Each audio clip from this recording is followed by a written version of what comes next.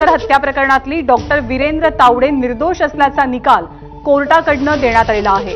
वीरेंद्र सिंग तावडे, सचिन अंदुरे आणि शरद कळसकर हे तिघेही जण कारागृहामध्ये होते। एकूण 5 पैकी 3 आरोपी निर्दोष असल्याचं कोर्टाने म्हटलेलं आहे। तीनही आरोपींची नावं आता आपण बघणार आहोत। यांना निर्दोष करार देण्यात आलेला आहे डॉक्टर नरेंद्र दाभोलकर हत्या प्रकरणात। जर मंदार तुझ्याकडे काही अपडेट्स असतील तर तू सांगशील।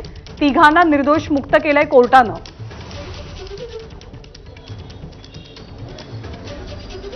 ज्ञानदा, हा खूप मोठा धक्का आहे तपास यंत्रणांना आणि एकूणच या खटल्याच्या बाबतीत अपेक्षा ठेवून असलेल्यांना। कारण या खटल्याचा कट रचल्याचा आरोप असलेला डॉक्टर वीरेंद्र सिंह तावडे याला पुरावाबाह्य न्यायालयाने निर्दोष सोडलेला आहे। आणि त्यानंतर ॲडव्होकेट संजीव पुनाळेकर आणि त्यानंतर विक्रम भावे यांची देखील निर्दोष मुक्तता केली आहे। फक्त डॉक्टर दाभोलकरांवरती गोळ्या झाडल्याचा आरोप असलेले सचिन अंदुरे आणि शरद कळसकर हेच फक्त दोषी धरले आहेत न्यायालयाने।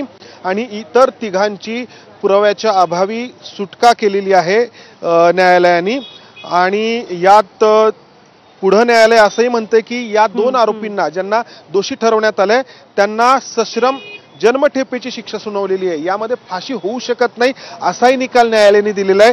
हे देखील अतिशय महत्त्वाचं आहे, धक्कादायक देखील आहे। कारण डॉक्टर नरेंद्र दाभोलकर यांची ठरवून कट रचून हत्या करण्यात आली होती आणि त्यानंतर हे आरोपी पुढील अनेक वर्ष फरार होते।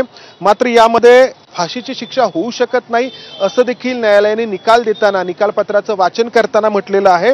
आणि या दोघांना म्हणजे सचिन अंदुरे आणि शरद कळसकर यांना सश्रम जन्मठेपेची म्हणजे या शिक्षा सुनावलेली आहे। आजन्म जन्मठेपेची शिक्षा या दोघांना सुनावलेली आहे।